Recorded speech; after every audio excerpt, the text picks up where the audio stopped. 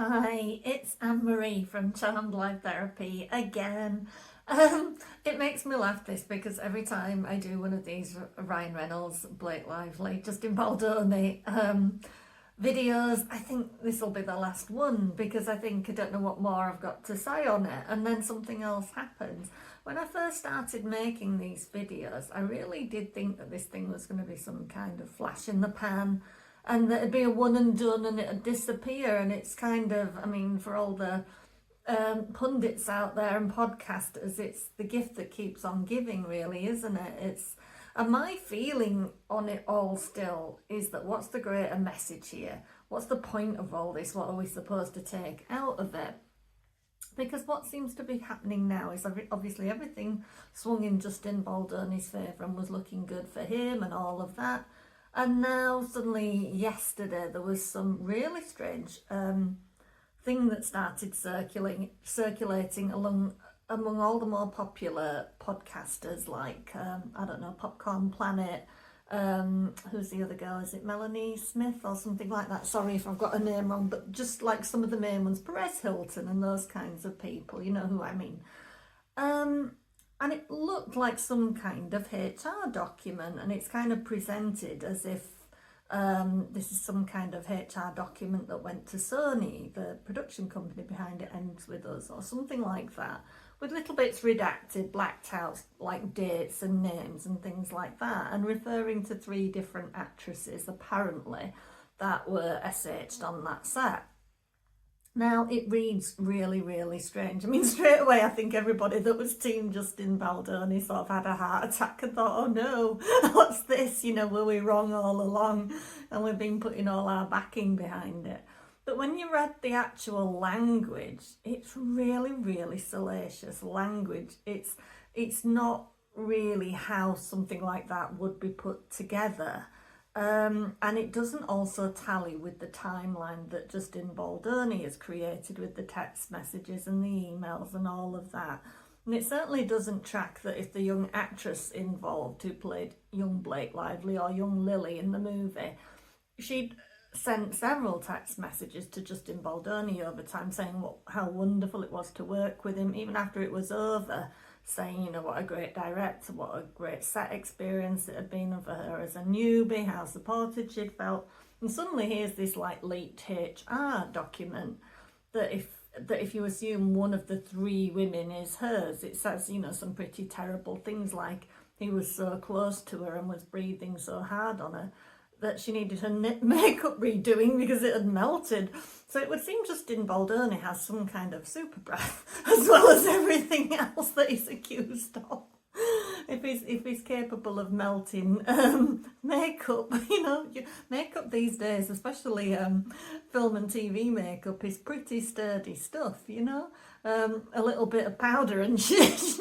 But you know what I mean. We can't judge because we just do not know. But this is what's circulating at the moment, is this weird HR document. Now, at the time when all of this kind of was kicking off, Sony was approached and asked if there was any HR accusations that had been filed, and they categorically said no, there wasn't. They didn't say no comment, they said no, there were no HR accusations filed. So that doesn't track either. So we're waiting now to see what Blake Lively comes up with, maybe by tomorrow. I think Monday the 17th there was nothing doing. It's a public holiday in America, but yeah, so basically we're waiting to see. But there's something to be said as somebody leaked this in order to maybe muddy the waters and see what public response was, or to kind of foreshadow what might be coming in some way. Or is it more just smearing, basically, more just smearing of justinbaldoni and trying to call into question what he is or what he isn't?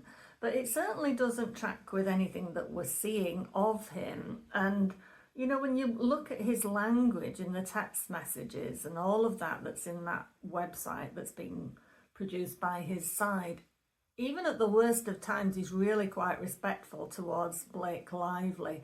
He's not calling her names. He's doing all along, trying to protect her, really, in a way, and trying to protect the project. And he's his language doesn't track with what's in this HR document that's been leaked. So, of course, it's all very interesting and it's all very fascinating.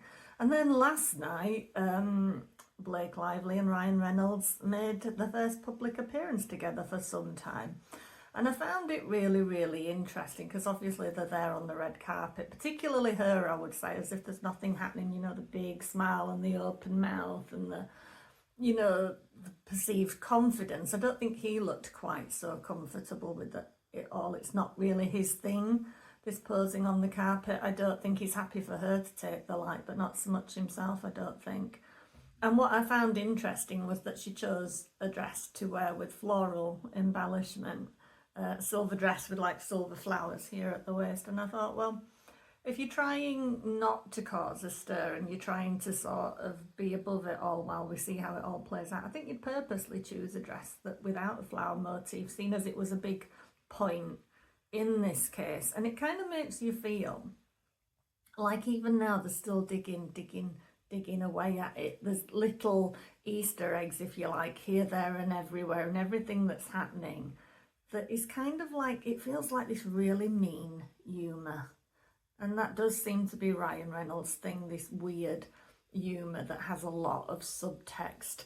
And then, you know, he stood up and was part of a little skit in the audience, and it was interesting to watch the faces behind. I think Tina Fey or whoever, Amy Poehler, had said, you know, had him stand up, and he made a little joke about why, what have you heard, you know, when somebody said, how are you, you know, that was his joke answer, you know, why, yeah, fine, why, what have you heard, making light of it. And again, that doesn't track really well, because if your wife genuinely has been SH'd or SA'd now, as it would seem some of these things are trying to escalate it to that, so not just harassed, but the other, the more severe one, you would not be joking about it in public. It's not a joke. If it has happened, it's not a joke. It's not something to be made fun of, because the more you make fun of these things, the more somebody else down the line feels they can't come forward about these things because they feel like they're going to be a figure of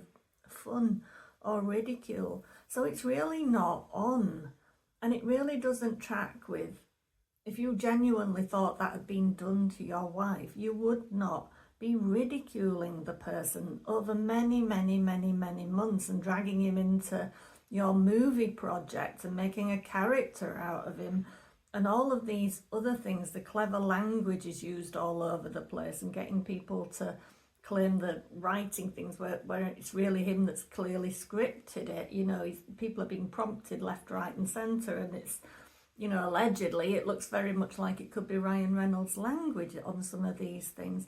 But none of this is things that a regular person would be doing if their loved one, their treasured person, if that had actually happened to them. These are not normal things that somebody would be doing. You would be going to the union, you'd be going to the film studio that financed it, you would be going to the police, you would, and it's like, you know, if you want to talk about Taylor Swift, I genuinely think that if Taylor Swift thought that Blake Lively had been sexually harassed, she would have said something. As somebody who has had something, you know, has had SA happen to her and fought it in court, I genuinely feel that if Taylor Swift genuinely believed that had happened to Blake Lively, she would by now have spoken up on behalf of her friend. And I think it's interesting to watch how the narrative swings backwards and forwards.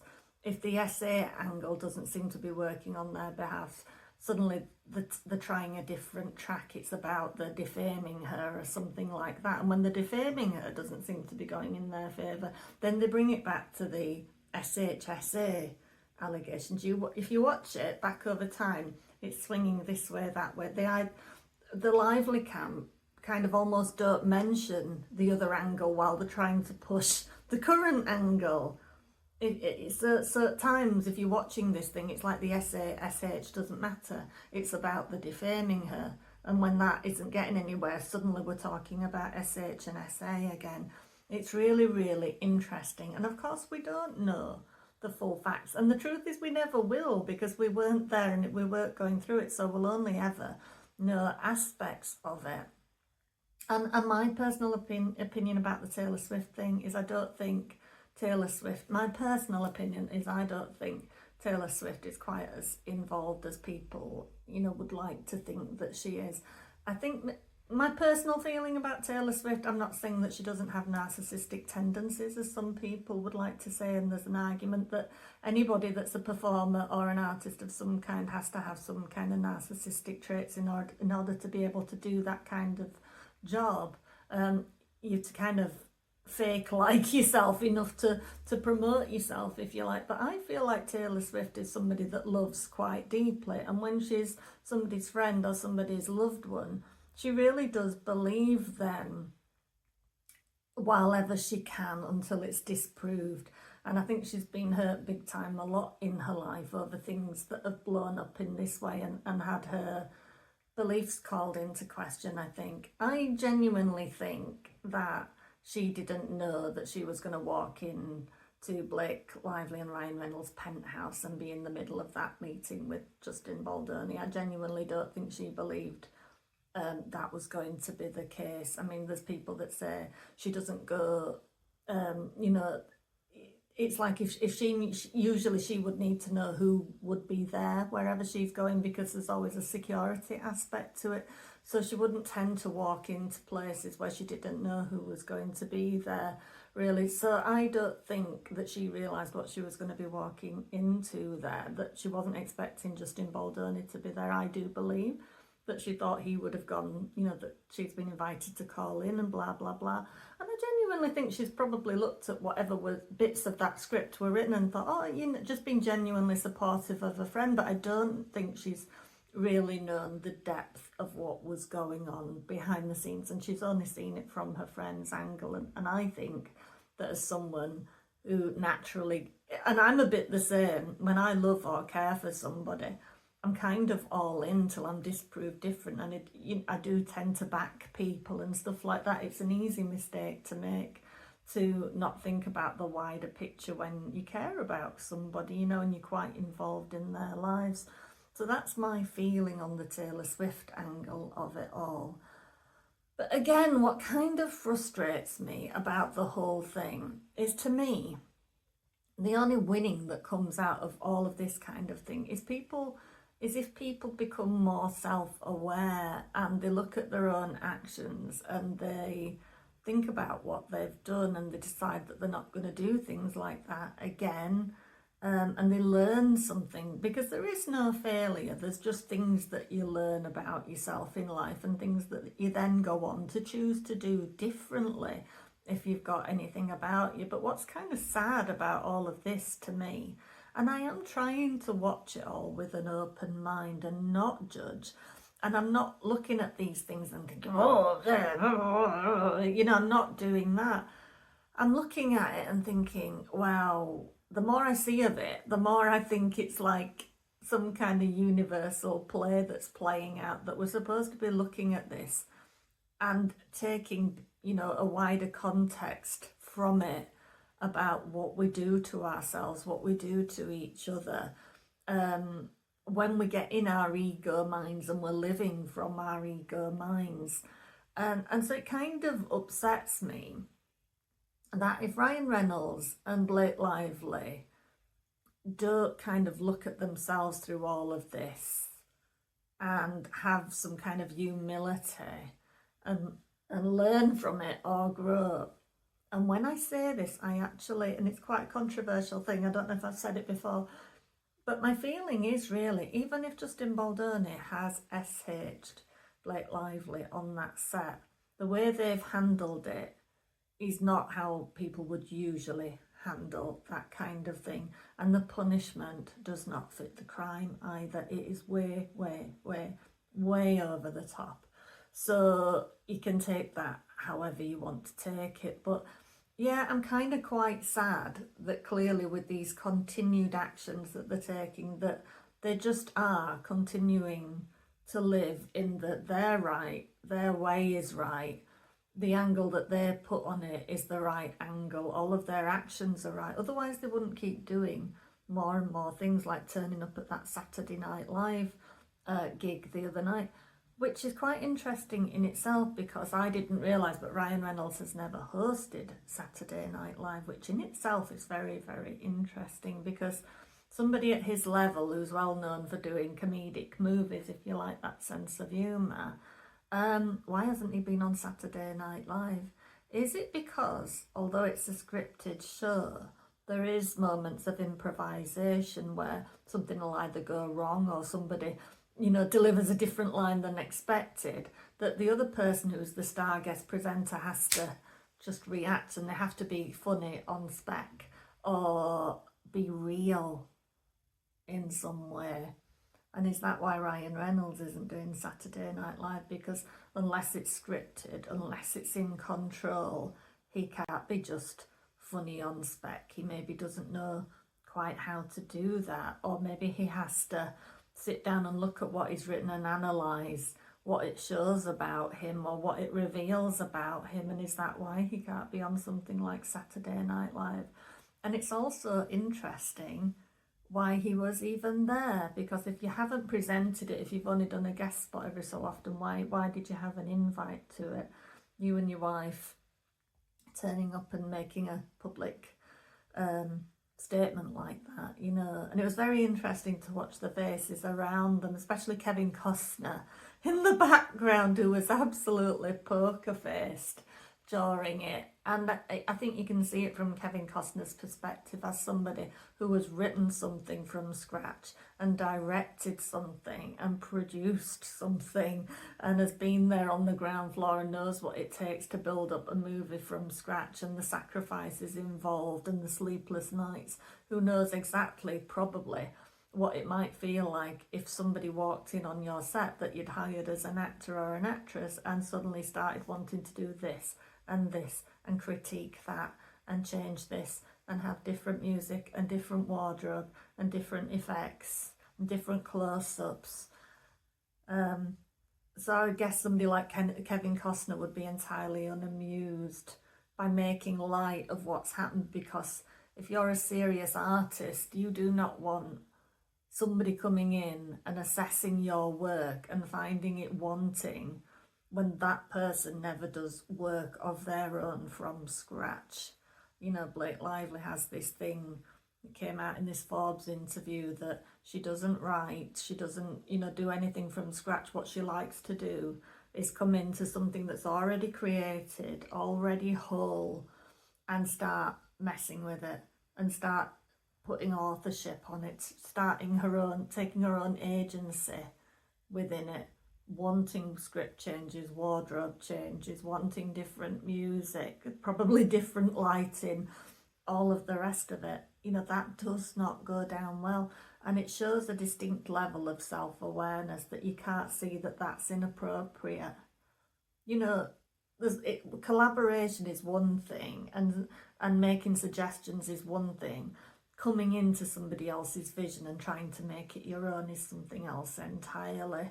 And it's really rude, and it's really inappropriate, and it's really disrespectful as well, because it's like my version of it is more important than your version of it, and you're not allowed to think that your version of it is more important than my version of it, even though you're the one that's put in all the groundwork and done all the prep and got all the funding and you know what I mean, done all of that. And that is the thing with both Ryan and Blake, is they seem completely unable to see what is appropriate or inappropriate. And this is what happens when you become obsessed with yourself and your own needs and your own wants and your own desires, and you don't see anybody else's. You don't see what Justin Baldoni kind of wanted to create on that set, or what he wanted to create in that movie. And when I say all of this, I'm taking the SHSA element out of it, because to me that's a separate thing. It either happened or it didn't happen, and like I say, if it did happen, I still don't think all of the rest of it as a form of punishment is appropriate if it's happened.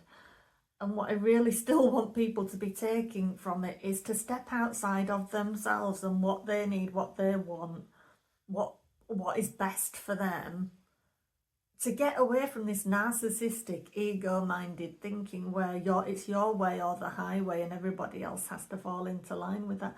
Because we are universally connected and we're here and supposed to be helping each other fulfill our, our individual goals and dreams. Like if you go out in life and you expect everything to look the way that you want it to look, what the hell is that saying? Because we're all down here supposed to be doing our own thing and chasing our own dreams and goals and our own little visions for our little corner of the world, because it all knits together and makes everything better for everybody. Nobody down here is supposed to be being a dictator. If you know what I mean, and trying to overrule everybody else's vision. We're all here to play our own little part, and nobody's little part is bigger or better than the other person's. Nobody's opinion is more valid than anybody else's. And I just hope and wish that people keep looking at this scenario, this situation that's playing out, and thinking about what they're going to learn from it and take from it, and not just lean into all the salacious loveliness of it all and the he's good, he's bad, she's terrible, she's a narcissist, he's a narcissist. The ideal end game to me is if everybody involved looked at what happened and took something out of it that is going to make everything different going forward, that it just makes them more self-aware. Self-awareness is absolutely key in life, just to accept when you've done the wrong thing or gone down a wrong direction. Because if you can accept that and get your head around it and take a different tack next time, then you've won. There is no failure, no matter how big a blow up it was. If you can gain something from it, like experience, the positive experience, then you've won. But to keep going down this avenue of feeding it and refusing to acknowledge that there was any wrongdoing or anything that needed to be changed, or just make an apology and just withdraw from the whole thing, or whatever it is, come to some kind of agreement, but don't just keep saying, no, we're right, this narrative is right, this spin that's been put on it is right. And like I said, in the next couple of days it could all look different again, who knows with this thing. But for my opinion right now, this HR material that's come out, it looks very dodgy, really. It doesn't track with kind of what we've heard in Justinbaldoni's own words, voicemail that came out, the video that's been leaked from set. That HR thing just does not track with what we've seen from Justinbaldoni in his own words so far. And like I say, there was no, according to Sony themselves, there was no HR complaints filed with them. So where has this come from? Is it more spin? Is it real? Is it not real? What the heck is it? Because Wayfarer didn't have HR complaints filed against them, I don't think, as far as I know. I know there was that 17-point agreement that was kind of held hostage over them, and that Justin and his team had to sign off on in order to get Blake Lively back on the set. It does kind of, when I look back at things now and look at the young actress Isabella Ferrer, it does look to me like there's a certain form of manipulation going on with Blake Lively kind of taking her under a wing in some ways. It feels less like protection than it does control to me, because when there's times where Isabella Ferrer is asked a question and Blake Lively tramples all over it, she answers the question, she might get a few words out, Isabella Ferrer, and then Blake Lively is all over it, and was even dressing her at certain things like a doll. And I think there's times when you look back now where Isabella Ferrer looks very uncomfortable, but tough position to be in for a young actress when very high profile people like Blake Lively and Ryan Reynolds are suddenly tweaking and influencing and manipulating and the rest of it. And I think the agency WME, I think there's something very dodgy there and to do with this HR thing that's come out. And it's a very tricky position to be in, because when powers like that are at play, anything can happen basically, and anything and everything could come out of thin air, because it only takes a few conversations in the background for something magical and mysterious to suddenly come out that changes the whole spin on everything, you know. So there's a lot of Machiavellian actions at play, and we all need to be switched on and thinking out of the box, I think. But yeah, for me, I'm still trying to look at it as a whole piece of work as to, wow, I just hope somewhere along the line somebody says, this isn't good. Let's be more reasonable. We're possibly both of us are at fault here. All of us are at fault here in some way. Can we hold up our hands to our individual blame in this thing? But I just don't think that's going to happen, because it just seems to be that there's no self-awareness on the part of the Lively teams, and I feel quite sorry for their legal team in a way, because I imagine that Blake Lively, and we don't even really know if Blake Lively and Ryan Reynolds are in agreement about how they pursue this thing or how it plays out, because I think every time something is planned, like a strategy, there's some old interview of Blake Lively's that surfaces that torpedoes everything. You know, she shoots herself in the foot every time she opens her mouth.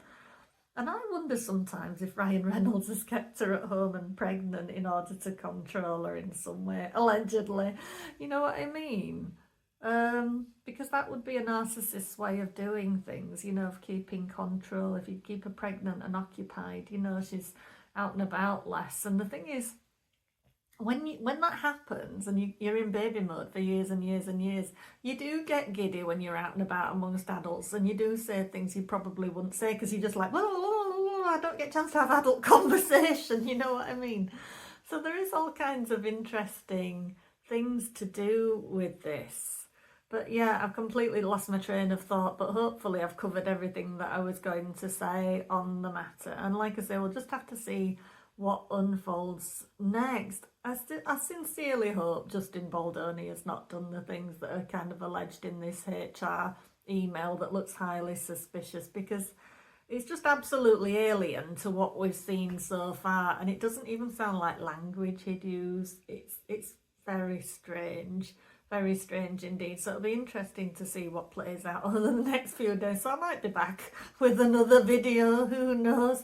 I didn't expect to be doing it, like I said, but yeah, just whenever you feel that you're right, I'm right, my way is right kind of thinking, and you're about to take an action that kind of maybe isn't very nice, just think about this and rein yourself in, you know, and think, do I really want to do that? Do I really want to hurt somebody that way? Is my way right? Could I open my mind and listen to somebody else's perspective? You know, because we all see the world so differently based on our own experiences throughout life. You know, don't just cut somebody off at the pockets and overrule them. Don't go to hurt somebody if you don't, if you don't absolutely have to. You know, there's never really a reason to hurt somebody. We all do it, but there's always a way out of hurting somebody. It is a choice that we make, and I'm as guilty as the next person at times. You know, we don't have to hurt somebody, and we often do. But anyway, those are my thoughts for today. Please do consider liking and subscribing if you'd like to see more of my content. I am a rapid transformational therapy practitioner as my day job, and you can always book a free introductory call with me if you need help with anything physical or emotional. I do a lot of work with depression, anxiety, success blocks, feeling not good enough, and all of the rest of it, anxiety, all of those kinds of things.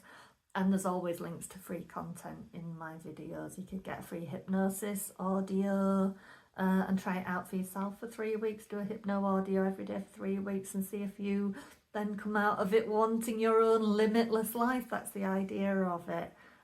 Yeah, but please do please consider subscribing, hitting the notification bell so you never miss a video, and drop me a comment below if you'd like. I'd be really interested to hear your perspective on things. All right, see you later.